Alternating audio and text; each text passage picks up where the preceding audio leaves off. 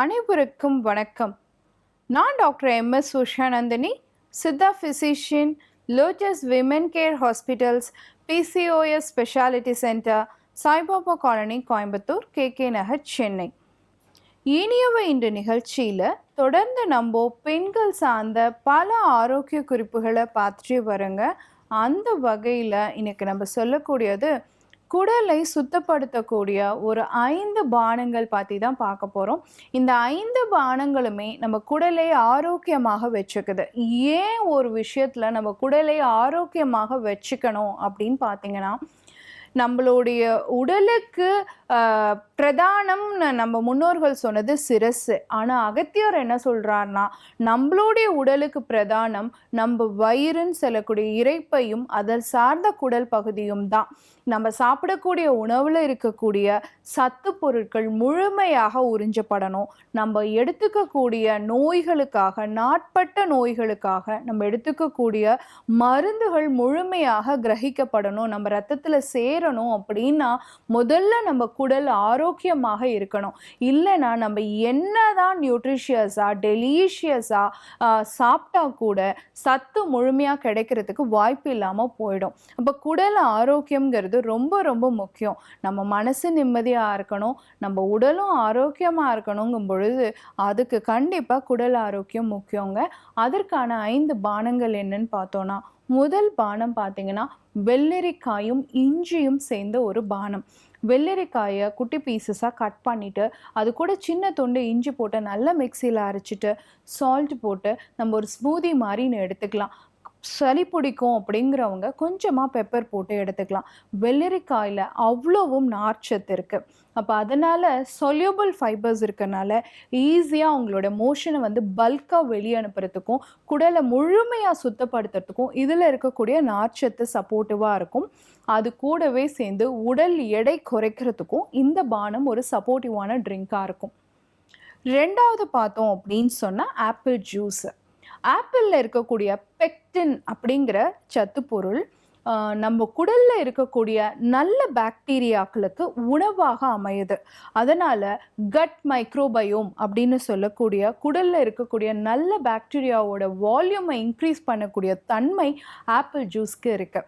So வாரம் ஒரு 2-3 நாள் நம்ம ஆப்பிள் ஜூஸ் எடுக்கும் பொழுது அதில் இருக்கக்கூடிய அதிகப்படியான நார்ச்சத்து குடலை சுத்தப்படுத்தக்கூடியதாகவும் இருக்குது. அதே சமயம் குடலை ஆரோக்கியமாக மாற்றக்கூடிய தன்மை உடையதாகவும் இருக்கு. அடுத்து பார்த்தோம் அப்படின்னு சொன்னா சோற்று கற்றாழையும் மோரும்.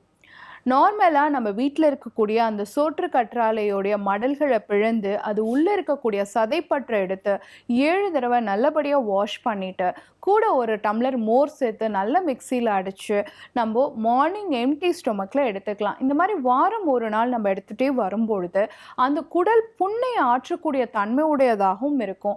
அதே சமயம் இதில் நமக்கு தெரியும் 90% வாட்டர் கண்டென்ட் தான்.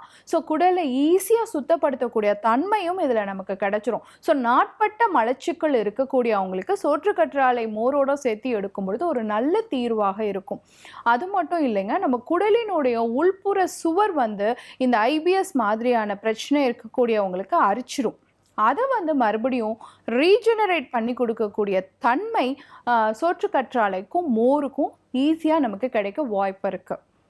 அடுத்து 4வது பார்த்தீங்கன்னா, ரெகுலராக மத்தியானம் நீங்கள் உணவு முடித்த உடனேயே ஒரு டம்ளர் மோரும் ஒரு 5 சுண்டை வற்றலும் எடுத்துக்கிட்டிங்க அப்படின்னு சொன்னால் அதுதான் குடலினுடைய ஒரு ஹோல்சமான ஒரு டயட், ஹோல்சமான ஒரு நியூட்ரிஷனாக இருக்கும். ஸோ குடலுக்கு அடிப்படையான ஒரு நியூட்ரிஷன் மோரும் சுண்டை வற்றலும் அது ஈஸியாக நமக்கு கிடைக்கக்கூடிய விஷயம்தான்.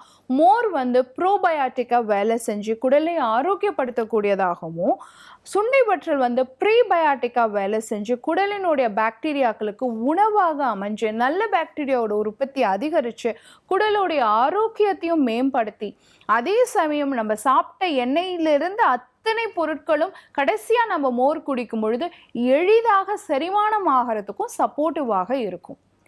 லாஸ்ட் பார்த்தோம் அப்படின்னு சொன்னால் இஞ்சி சாறு. நார்மலாக நம்ம இஞ்சியை வந்து தட்டிட்டு ஜஸ்ட்டு வந்து ஒரு கொஞ்ச நேரம் அதை வந்து தெளிவை எடுக்கிறதுக்காக அந்த இஞ்சி சாறு ஒரு டம்ளரில் வச்சுட்டு மேலே இருக்கக்கூடிய தெளிவை மட்டும் எடுத்து ஒரு அரை ஸ்பூன்லேருந்து ஒரு ஸ்பூன் நல்லா ஒரு 200 ml தண்ணியில் மிக்ஸ் பண்ணி மார்னிங் எம்டி ஸ்டொமக்கில் எடுத்தோம் அப்படின்னு சொன்னால் இன்டைஜஷன் அப்படிங்கிற கம்ப்ளைண்ட்டே நமக்கு இருக்காது. முடி வந்து ஈஸியாக வெள்ளை ஆகிடுது, நம்ம தோல் வந்து சுருக்கங்கள் விழுந்துருது, நமக்கு வந்து ஈஸியாக மறதி பிரச்சனை வருது, மனக்குழப்பங்கள் அதிகமாக வருது அப்படின்னு சொன்னாலே அதுக்கு அதிகரிக்கக்கூடிய பித்தம் தான் காரணமாக இருக்கு. நம்ம பல தடவை சொல்லியிருக்கோம், குடல் ஆரோக்கியமும் மன ஆரோக்கியமும் ஒன்னோட ஒன்று சேர்ந்தது அப்படிங்கிறது. ஸோ அதுதான் நம்ம கட் பிரெயின் ஆக்சஸ் அப்படின்னு சொல்கிறோம். ஸோ மனசையும் குடலையும் ஆரோக்கியமாக மாற்றக்கூடிய தன்மை பித்தத்தை குறைக்கக்கூடிய இஞ்சி சாறுக்கு இருக்கு. ஸோ ரெகுலராக நம்ம மார்னிங் எம்டி ஸ்டொமக்கில் இஞ்சி சாறு எடுக்கும் பொழுது இத்துணை நன்மைகளும், குடலும் ஆரோக்கியமாக இருக்கும், நம்மளுடைய மூளையும் ஆரோக்கியமாக இருக்கும், மனசும் ஆரோக்கியமாக இருக்கும்.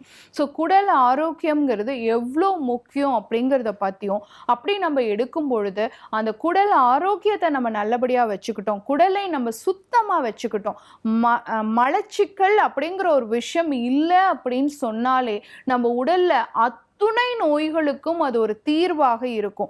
நீங்கள் சர்க்கரை நோயாக கட்டுப்படலை, ரத்த அழுத்தம் கட்டுப்படலை, ரத்த கொழுப்பு கட்டுப்படலை, நம்ம என்ன செஞ்சோம், நம்ம ஹார்மோன் சரியாக மாட்டேங்குது, பீரியட்ஸ் ரெகுலராக மாட்டேங்குது, எண்டோமெட்ரியோசிஸ்னால கஷ்டப்படுறோம், குழந்தை பாக்கியத்தை கிடைக்கவே மாட்டேங்குது அப்படிங்கிறவங்க எல்லாருக்குமே மலச்சிக்கல் அப்படிங்கிற ஒரு விஷயம் இல்லைனாலே அவங்களோட இலக்கை அடையிறதுக்கு ஒரு 80% ஈஸியாக இருக்கும் அப்படிங்கிறத தெரிஞ்சுக்கணும். குடல் சுத்தம் அப்படிங்கிறது உடல் சுத்தம் மட்டும் கிடையாது, நம்ம மன ஆரோக்கியத்துக்கும் ஆனது அப்படிங்கிறத பற்றி நீங்கள் இன்னைக்கு தெரிஞ்சிட்டு இருப்பீங்க. இதே மாதிரி இன்னொரு ஆரோக்கிய குறிப்போட நான் உங்களை சந்திக்கிறேன். இயற்கையோடு இணைவோம், ஆரோக்கியமாக இருப்போம், ஆனந்தமாக வாழ்வோம். நன்றி, வணக்கம்.